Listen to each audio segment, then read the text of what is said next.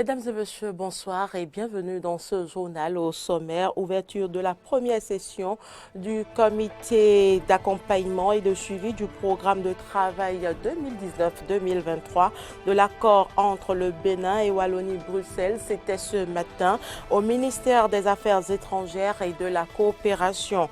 Le président Patrice Talon continue de rendre compte aux populations béninoises de sa gestion du pays. Ce mardi, il était à Kétou dans le plateau. Le point des échanges est à suivre dans cette édition. Et puis, hors de nos frontières, les conséquences de la pandémie de la COVID-19 sont énormes dans les pays les plus touchés. C'est le cas de la France, où 70 000 emplois ont été supprimés durant cette année.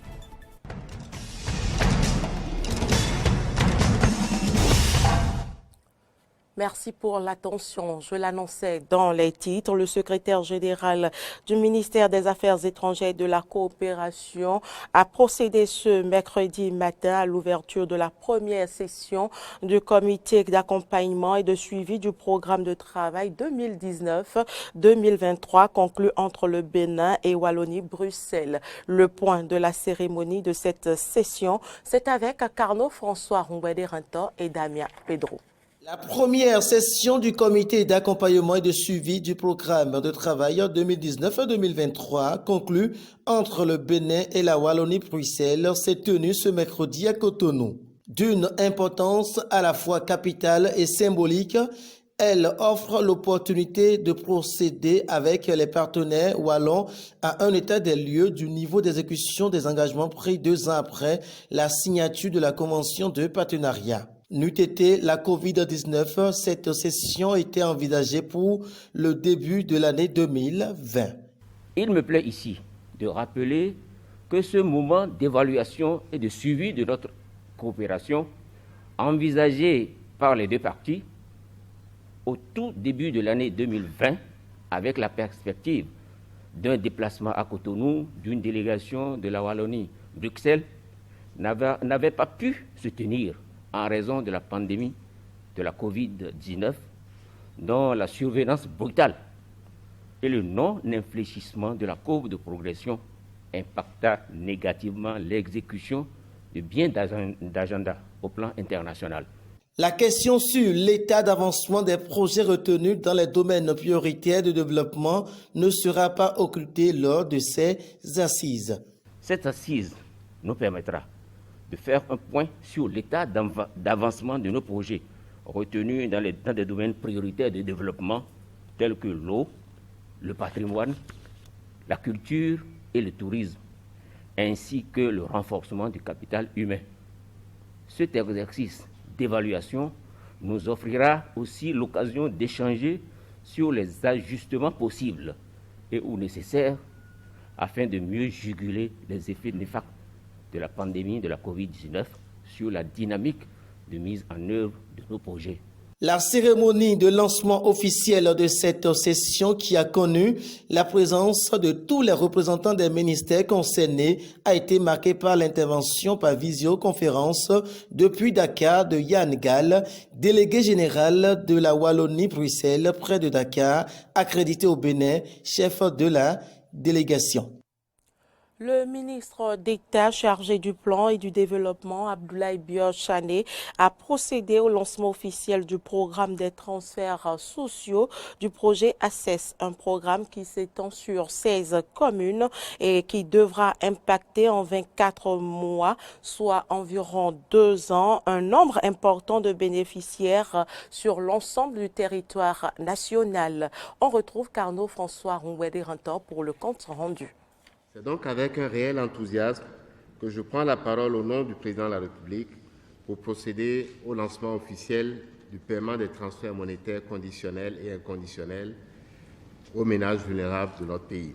C'est par ces mots que le ministre d'État Abdoulaye Biot-Chané a procédé au nom du chef de l'État et ceci en présence de 2 de ses collègues au lancement officiel des transferts sociaux du projet d'appui aux communes et communautés pour l'expansion des services sociaux ACCESS.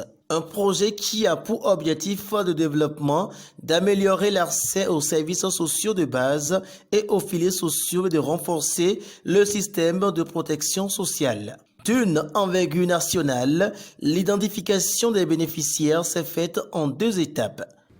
L'étape communautaire réalisée par les pairs résidents dans les mêmes milieux que les bénéficiaires et les enquêtes PMT qui ont servi de confirmation aux résultats obtenus au niveau communautaire. Il a été procédé enfin à la classification des bénéficiaires en 3 catégories, suivant les scores de pauvreté après les enquêtes PMT. Pour la ministre des Affaires sociales et de la microfinance, les filets sociaux et les transferts monétaires du projet Access visent à réduire la vulnérabilité des ménages pauvres sur l'ensemble du territoire national. Les mesures de secours nationaux et les programmes de filets sociaux, comme les transferts monétaires, visent à réduire la vulnérabilité des ménages pauvres et pauvres extrêmes. Cela est effectif par la mise en œuvre de la composante 2 du projet Access consacré au programme de filets sociaux. Au tour du ministre d'État de rappeler que le programme de filets sociaux s'étend sur 16 communes et devra impacter en 24 mois de transferts sociaux 18 506 ménages. Les transferts monétaires dont il est question dans le projet Access concernent 18 506 ménages répartis dans tous les départements de notre pays. Cette grande action en faveur des couches vulnérables illustre une fois encore que le social est une priorité pour ce gouvernement, pour le gouvernement du président Patrice Talon. Elle concourt à l'amélioration, à la réalisation, du pilier 3 du programme d'action du gouvernement, améliorer les conditions de vie des populations. Il est à notifier que dans le cadre de la mise en œuvre de ce programme, un mémorandum d'entente entre le ministère de la Décentralisation et le ministère des Affaires sociales a été signé. Et c'est donc conformément aux dispositions opérationnelles de ce dernier que le lancement a été effectué. La cérémonie a pris fin par la remise symbolique de fonds aux bénéficiaires. Le chef de l'État était hier dans le plateau dans le cadre de sa tournée de reddition de comptes à Kétou. Les populations ont exprimé leur satisfaction car la localité a été prise en compte dans le programme d'action du gouvernement. Ayat Foué pour les précisions. À l'instar des autres communes déjà parcourues, les populations de la commune de Kétou sont sorties nombreuses pour accueillir le président de la République, Patrice Talon. Par la voix du maire Lucie Sessinou, les enfants de la cité de Akaba-Idena ont exprimé leur gratitude au chef de l'État pour les différents projets dont ils sont bénéficiaires depuis l'avènement du pouvoir de la rupture. Merci pour la réalisation de la route Kétou-Savet et ses bretelles.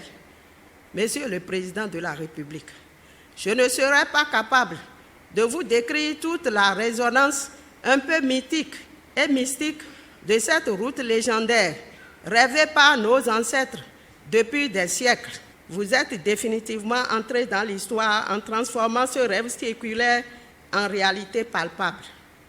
Merci, merci et merci. Monsieur le Président de la République, le bitumage de l'As Porte-Nouveau, Misré-Tekobé et ses prolongements dans les communes d'Ifaï, Sakete, de Kobé, d'Adjawere et Awenri complètent harmonieusement un ouvrage d'une portée économique et sociale sans précédent chez nous et dans la sous-région. Merci aussi pour le stade municipal de standing international en construction. Merci encore pour le musée Akaba-Idena en cours de réhabilitation. Après le bilan et les perspectives avec les dignitaires, élus locaux et représentants de toutes les couches sociales de la commune de Kétou, le chef de l'État a mis l'accent sur un point du système éducatif à améliorer afin d'assurer un avenir plus prometteur aux enfants du Bénin. Le Parlement, les institutions politiques, globalement, ont depuis 5 ans. On a l'université ici, le recteur, il est à 2 ou 3 heures, 200 km d'ici. Parce que nous le pensons, nous ne faisons rien avec cohérence depuis longtemps. C'est nous tous. Sur 100 enfants qui vont à l'école au Bénin, certains vont s'arrêter niveau primaire, BPC, certains niveau bac, certains vont à l'université, niveau master, d'autres niveau doctorat.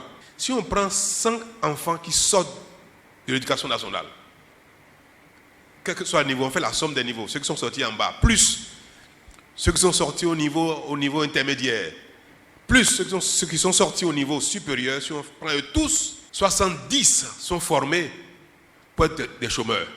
Il est temps que nos enfants soient formés dans les métiers de l'agriculture, soient formés à la mécanique, à l'électricité, à l'électronique. Riche de sa culture ancestrale, Kétou a offert à Patrice Talon et sa délégation des démonstrations de danse typiquement originaires de cette contrée du Bénin. Et puis, le chef de l'État était également dans les communes de Zanyanando, Kovey et Zakota pour le même exercice de réédition de compte Samson Oké pour le compte rendu de ces étapes de la tournée nationale du président Patrice Talon. L'ambiance est toujours restée la même partout où le chef de l'État est allé dans le cadre de sa tournée nationale entamée depuis quelques semaines. À Zanyanado, Kovey et Zakota, Patrice Talon a été accueilli dans une faveur des grands jours empreinte des spécificités culturelles.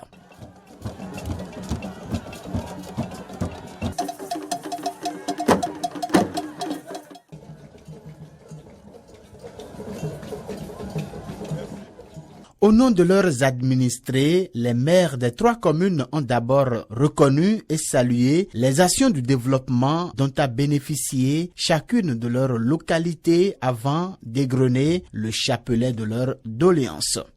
À quelques mois de la fin de votre premier mandat, les Béninoises et les Béninois s'accordent à vous porter en triomphe. Car la satisfaction outrepasse les attentes. Le riz produit à Kovey est exporté à l'état brut vers le Nigeria et ailleurs. Pour mettre fin à cet état de choses, il est indispensable d'installer une rizerie moderne dans la commune afin que ce riz soit traité sur place et labellisé. Pour le chef de l'État, le Bénin est sur la bonne voie en matière de développement et ceci dans tous les domaines. Votre cri de cœur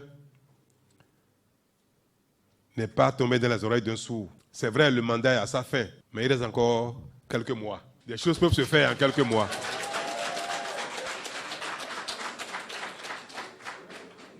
Et des choses peuvent être mises en place pour les temps à venir. Pour ceux qui font le riz, ils verront bien que notre plan, c'est que le Bénin, d'ici 2022, produise plus d'1 million de tonnes. Nous sommes aujourd'hui à 400 et quelques millions de tonnes, 408, 410 millions de tonnes de riz. On va passer à 1 million de tonnes. Donc, tous ceux qui sont concernés verront qu'il y a un programme massif d'appui, d'aménagement des vallées, de fourniture de semences et de fourniture d'intrants en quantité suffisante, en qualité, dans les conditions de paiement les plus faciles pour multiplier par 2, par 3 le rendement et la productivité de nos producteurs dans ce domaine-là. Le constat principal que je voulais faire avec vous, que notre pays est un autre pays par nos efforts, que nous avons réussi à nous métamorphoser. Le chef de l'État Patrice Talon quitte ces 3 communes en laissant derrière lui une traînée de conviction, celle selon laquelle aucune localité du Bénin ne sera oubliée par ses actions. Comme il est désormais de coutume au cours de ce périple du chef de l'État, le ministre Alain Orula de la Communication et des Postes, porte-parole du gouvernement, a fait le point des descentes du chef de l'État au 14e jour de sa tournée nationale. On l'écoute.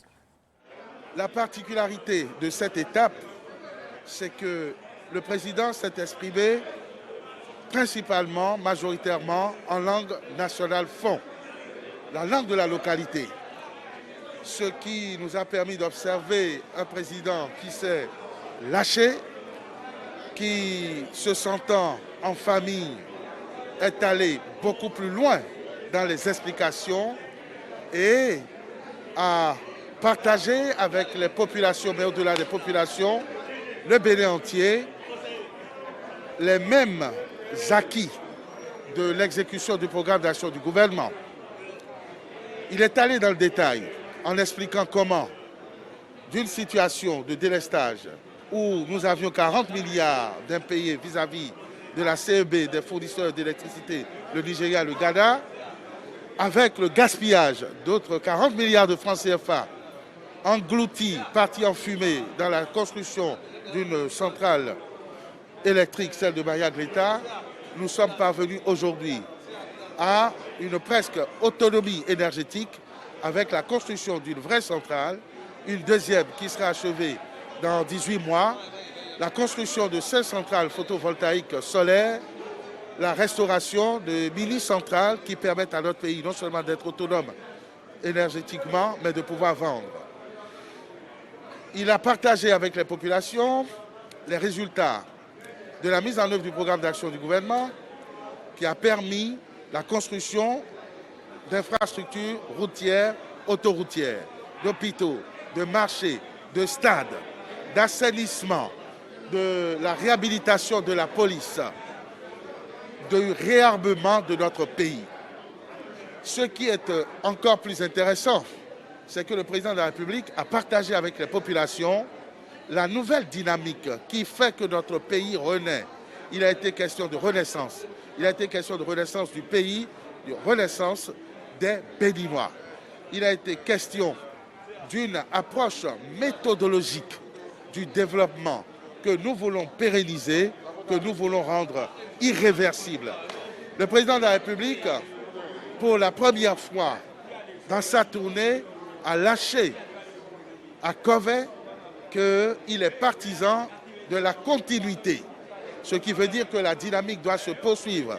Est-ce en écho aux nombreux et multiples appels à briguer une prochaine candidature? Toujours est-il que le président de la République a franchi un pas dans le suspense qui est entretenu d'après les commentateurs. Un grand auteur avait dit que l'humour est l'arme des forts pour affronter ce qui les dépasse. Cet humour, s'il permet aux Béninois d'enraciner dans leur conscience le rejet définitif de la gabegie, de la corruption, d'enraciner définitivement dans la conscience collective la méthode, l'organisation et la méthode qui font qu'on peut passer d'un pays pauvre à un pays riche, d'un pays sous-développé à un pays développé. Je pense que nous devons lui savoir gré de cette figure méthodologique qu'est l'humour, la dérision, voire l'autodérision. Actualité en dehors du Bénin, la crise de la Covid-19 a fait que de nombreuses entreprises ont été fermées et grands groupes ont multiplié les plans sociaux. Selon Syndicats et Médias, plus de 70 000 emplois ont été supprimés cette année. Suivez plutôt. Nokia, Danone, Total, General Electric, Bridgestone, ces entreprises ont-elles profité de la crise sanitaire pour procéder à des plans sociaux? Ces derniers mois, ils étaient des milliers à défiler dans la rue pour sauver leur emploi. Depuis l'instauration du premier confinement en mars dernier, l'économie française et mondiale est mise à mal, avec une chute conséquente du PIB. Si le gouvernement a mis en place un plan de relance de l'économie et octroyé les mesures de chômage partiel à plus d'1 million d'entreprises, cela n'a pas empêché la multiplication des plans sociaux. Bien au contraire. La gronde se fait de plus en plus entendre du côté de General Electric. Ce mardi, plus de 70 employés en grève ont manifesté devant Bercy et l'Assemblée nationale pour contester le plan social qui prévoit la suppression de 350 postes sur les sites de Villeurbanne et de Saint-Priest, près de Lyon. Des multinationales qui surferaient sur la vague Covid-19, c'est le sentiment qu'ont les syndicats. Ces derniers demandent à ce que les subventions versées par l'État afin de sauvegarder l'emploi servent à trouver une alternative au plan social. À Béthune, dans le Pas-de-Calais, les salariés du géant du pneu Bridgestone se mobilisent sans relâche pour tenter de stopper la fermeture du site qui entraînera la suppression de 863 postes en avril 2021. Les syndicats appellent quant à eux un durcissement du ton du gouvernement face aux entreprises et aux multinationales qui estiment que la crise sanitaire est une aubaine et une opportunité pour licencier. Danone a bénéficié d'aides publiques et annonce des suppressions d'emplois pour favoriser la compétitivité et rassurer les actionnaires comme Bridgestone. Les entreprises comme Danone sont très habiles pour faire leur marché sur les aides publiques. C'est inacceptable. Il faut que le gouvernement soit beaucoup plus strict quant à l'octroi des aides publiques. Le 10 septembre dernier, Bruno Le Maire avait assuré au Sénat de vouloir employer tous les moyens pour refuser ces plans sociaux d'aubaine en appelant les entreprises à faire preuve d'un sens des responsabilités. Seconde visioconférence des donateurs pour le Liban, près de 4 mois après l'explosion de Beyrouth. Rendez-vous organisé à l'Élysée et co-organisé par Emmanuel Macron et Antonio Guterres, secrétaire général de l'ONU. Paris qui maintient cette opération de soutien malgré les promesses non tenues par le gouvernement libanais. Retour sur ces derniers mois d'instabilité dans ce pays. Et c'est mon devoir pour vous aider en tant que peuple, pour vous apporter les médicaments, le soutien, de quoi vous nourrir et de quoi vous aider à reconstruire. Elle sera transparente, elle ira sur le terrain, elle sera garantie pour qu'elle n'aille pas dans les mains de la corruption. Des habitants en colère contre leurs dirigeants interpellent le président français. 2 jours après la double explosion de Beyrouth, Emmanuel Macron assure être au Liban pour aider le peuple et non le gouvernement. Le président français trouve les mots justes pour apaiser une population meurtrie. 1 mois après cette visite, Emmanuel Macron, de retour dans la capitale libanaise, demande au pouvoir en place de rendre des comptes. Le président français annonce même avoir obtenu un engagement des forces politiques locales pour la formation d'un nouveau gouvernement. Si au rendez-vous de fin octobre, ce sur quoi vos dirigeants se sont engagés n'est pas au rendez-vous, nous devrons en tirer les conséquences. Alors, qu'est-ce que ça veut dire? Ça veut dire, soit rien n'a été fait. Et à ce moment-là, c'est clair, je devrais dire à la communauté internationale, nous ne pouvons pas être au rendez-vous de l'aide au Liban. Mais je devrais aussi vous expliquer aux Libanaises et aux Libanais, nous étions prêts à vous aider, vos dirigeants en ont décidé autrement. Il n'y a pas de chèque en blanc. Malgré cet avertissement, la classe dirigeante libanaise continue de faire comme si de rien n'était. Le Premier ministre désigné Mustapha Adib jette même l'éponge. Fin septembre, Emmanuel Macron donne un nouveau délai de 4 à 6 semaines à Beyrouth pour former un gouvernement.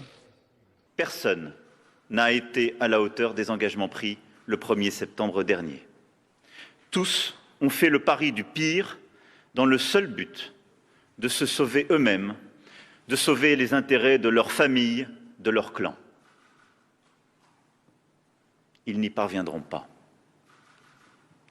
À tous, je dis aujourd'hui qu'aucun d'entre eux ne peut gagner contre les autres. Je décide donc de prendre acte de cette trahison collective et du refus des responsables libanais de s'engager de bonne foi dans le contrat que la France leur a proposé le 1er septembre dernier.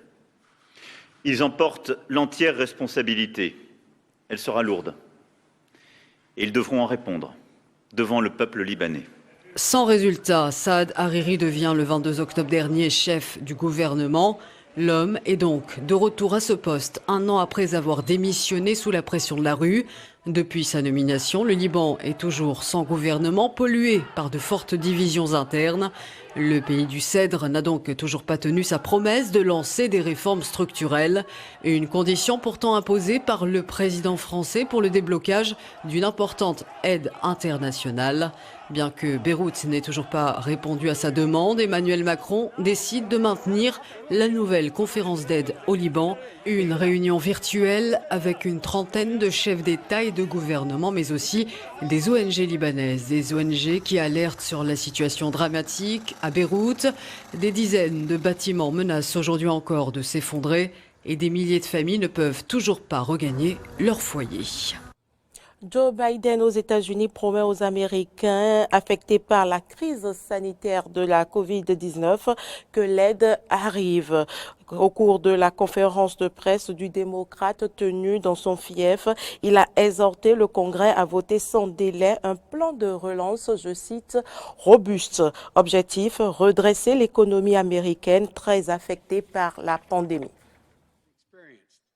Nous allons relancer cette économie, nous allons créer des emplois, augmenter les revenus, réduire le prix des médicaments, faire progresser la justice raciale dans l'économie et restaurer la colonne vertébrale de ce pays, la classe moyenne. À tous ceux qui luttent maintenant, notre message est le suivant, l'aide arrive. Ce sera tout pour cette édition. Merci de l'avoir suivi. À demain.